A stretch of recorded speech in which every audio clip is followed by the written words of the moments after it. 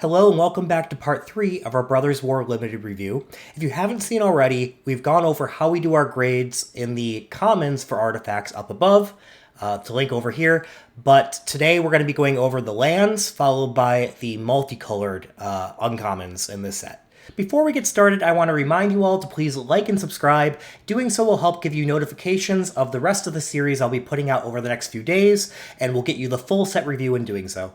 We start out with Evolving Wilds, a staple in a lot of sets. Tap, sacrifice Evolving Wilds, search your library for a basic land card, put it onto the battlefield tapped, then shuffle.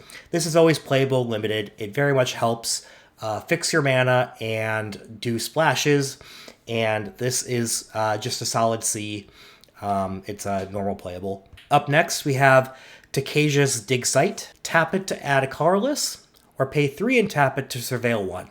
It's nice to have this when you don't need the colors. I don't typically like my lands to not serve one of the colors I have, because in limited, your mana bases are already quite limited and bad to begin with, that you don't want to waste a land on a on something that does not produce a color that you need.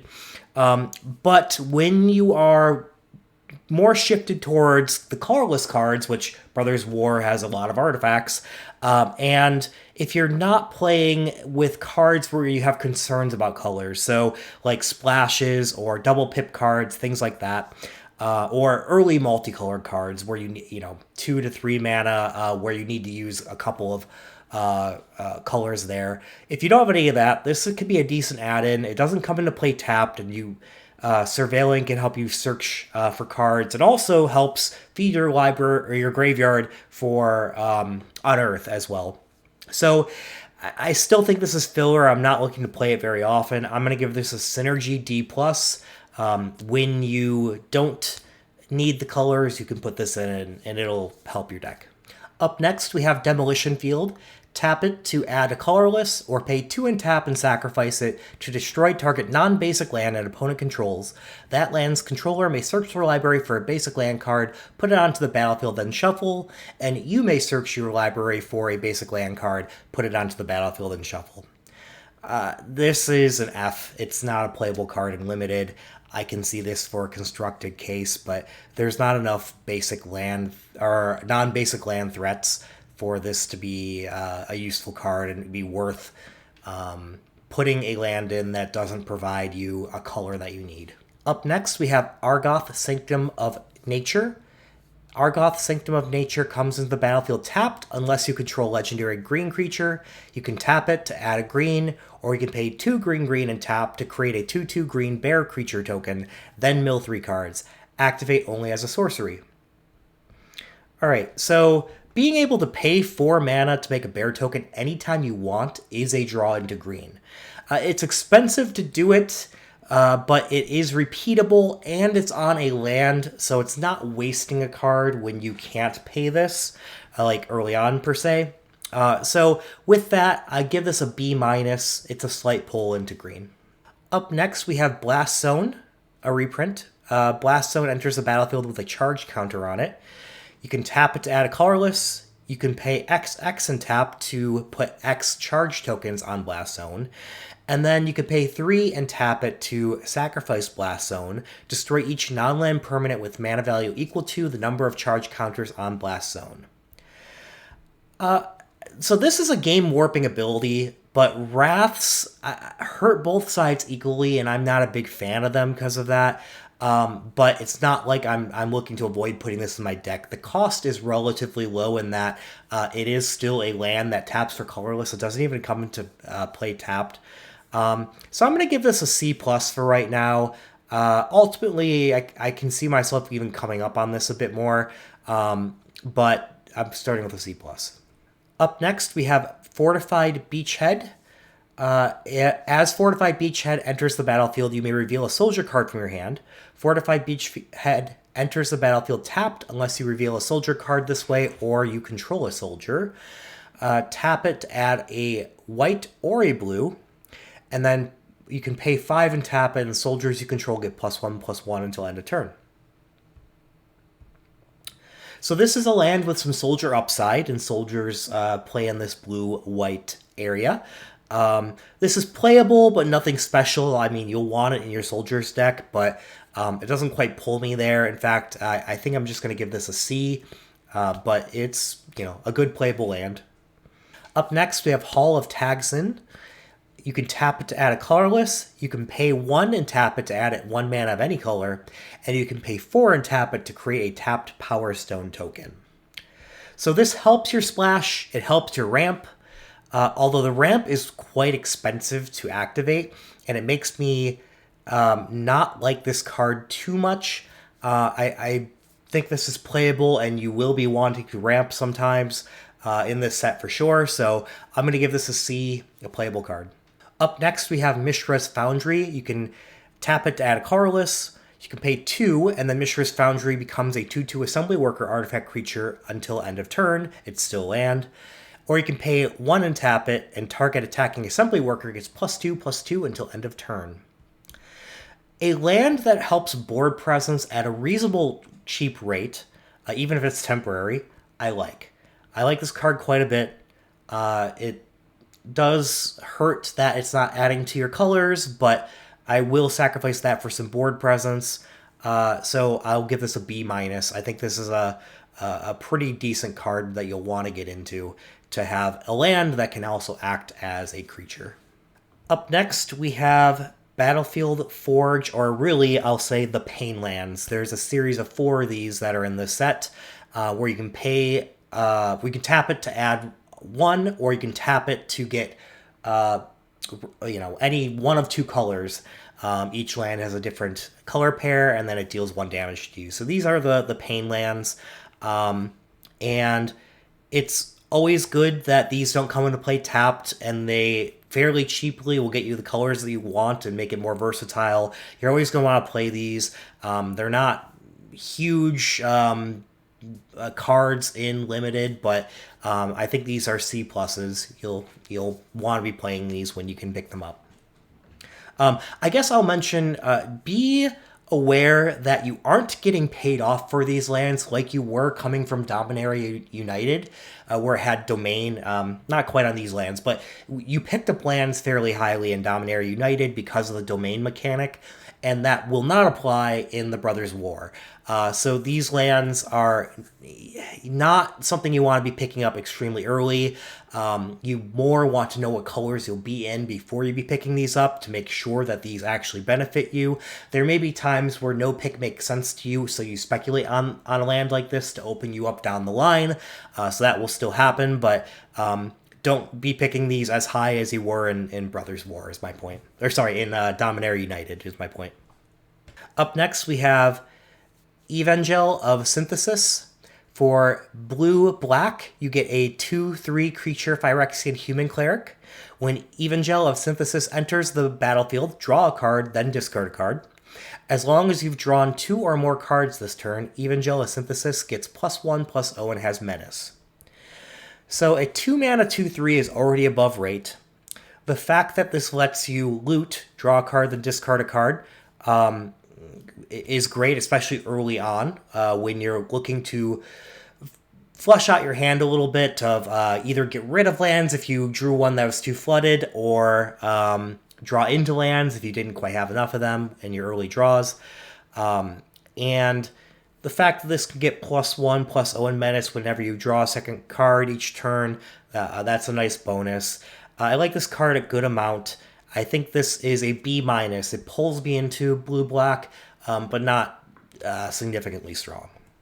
Up next, we have Third Path Iconoclast. For blue-red, you get a 2/1 creature human monk. Whenever you cast a non-creature spell, create a 1/1 colorless soldier artifact creature token.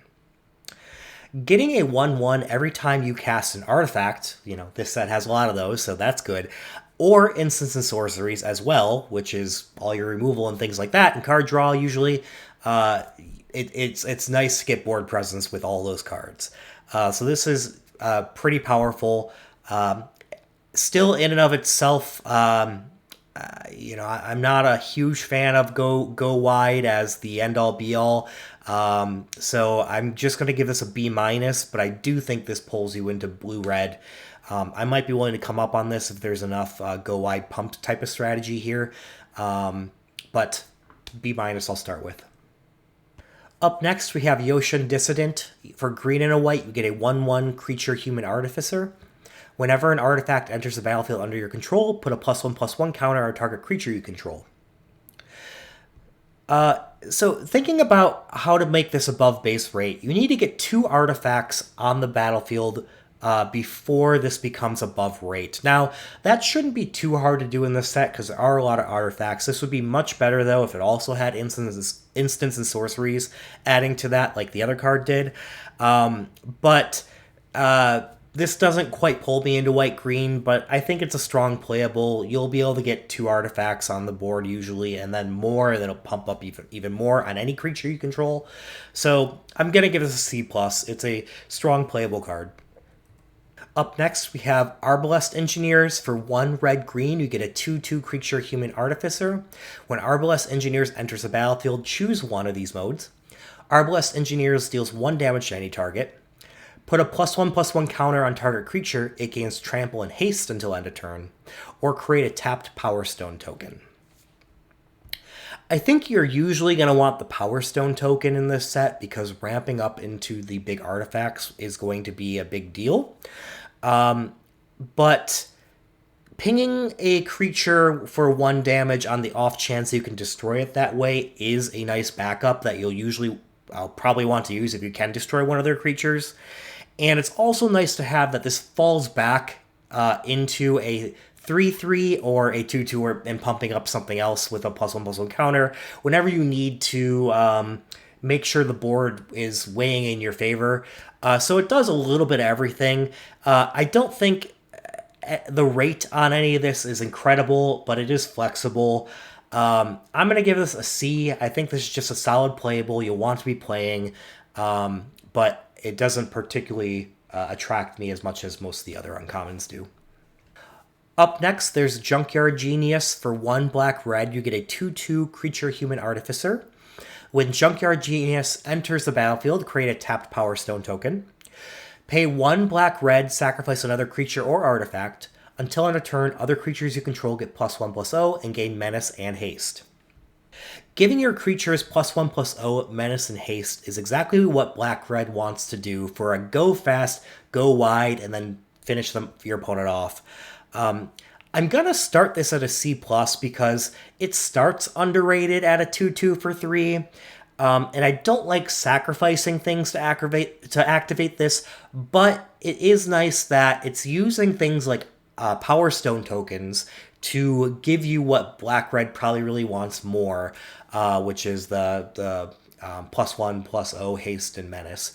So I'm starting at a C+. I'm willing to come up on it if black-red has enough support for the go wide fast strategy. We'll see. Up next, we have Battery Bearer. For 2 green-blue, you get a 3/4 creature human artificer. Creatures you control have tap, add a colorless mana. This mana can't be spent to cast a non-artifact spell. And whenever you cast an artifact spell with mana value 6 or greater, draw a card. I think this is a key card to your ramp strategy, or amongst some of the key cards. And the fact that this comes on a 3/4 for 4, which isn't a horrible rate to begin with, and having all your creatures get that ability, once this comes down, if you have a board presence, you could ramp pretty quickly. And then whenever you do cast one of your high-costed artifact spells, you get to draw a card off it as well. I think this is pretty strong. I'm going to start this off at a pretty high grade. In fact, the highest grade I've given so far, at a B+. I think this is what you want to be doing in this set. It's possible if there's enough removal and you can't get a creature board presence going, that this is more of a, are you just going to be winning more type of thing rather than digging yourself out of a hole and winning when you would otherwise be losing, which is the point of a good card. But I do think that this one's powerful. I'm giving this a B+. Up next, we have Familiarize Vanguard. For 2 red-white, you get a 2/3 human soldier creature with first strike. Whenever Familiarize Vanguard or another creature enters the battlefield under your control, target creature gets +2/+0 until end of turn. First Strike is one of my favorite abilities. While inherently undersized for 4 mana, just getting a 2/3, its ability makes up for that, and that whenever it comes down or another creature comes down, any creature you want gets +2/+0. I think this is a slight pull into white-red with that. I'm going to give this a B-. Up next, we have Skyfisher Spider. For 2 black-green, you get a 3/3 spider creature. It has reach. When Skyfisher Spider enters the battlefield, you may sacrifice another creature. When you do, destroy target non-land permanent. When Skyfisher Spider dies, you may gain 1 life for each creature card in your graveyard. If you do, exile Skyfisher Spider from your graveyard. So this is a Bone Splinters tacked on to a good rate creature. A 3/3 reach for 3, right? Add the Bone Splinter cost to make it 4. But that combined into 1 card makes this good. Not quite a 2-for-1 because you have to, kind of... The Bone Splinters piece does 2-for-1 in a way, right? But still, you're usually sacrificing some 1/1 small creature in order to kill their best creature. So it's close to a 2-for-1, and it's nice that it gains you life for each creature card in your graveyard when you need that as well. I think this is a good card. I think this is a solid pull into black-green. I'm going to give this a B. Up next, we have Yoshin Tactician. For 2 white-blue, you get a 3/4 human soldier creature. Other soldiers you control get +1/+1. This is such an excellent rate for a card like this. It's a 3/4 for 4, barely under rate to begin with, and it's a lord for all your other soldiers. I will take that. I think it's good.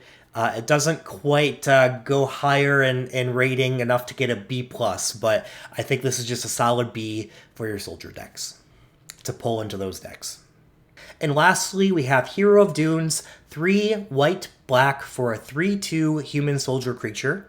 When Hero of the Dunes enters the battlefield, return target artifact or creature card with mana value 3 or less from your graveyard to the battlefield. Creatures you control with mana value 3 or less get +1/+0. Alright, so cards that 2-for-1 are typically what brings a card from a B to a B+. This isn't a bomb, but this is a 2-for-1, and getting a 3/2 and something else that's going to come onto the battlefield, and then all your cheaper creatures, it's a small lord in a way with +1/+0. That's a really good card. I think I'm going to give this a B+, to not quite reach bomb level, but it's a strong pull into the black-white colors. That's all for today. Stay tuned for next time where we're going to go over the individual colors and then go over the rares and mythics. Thanks again. Bye-bye.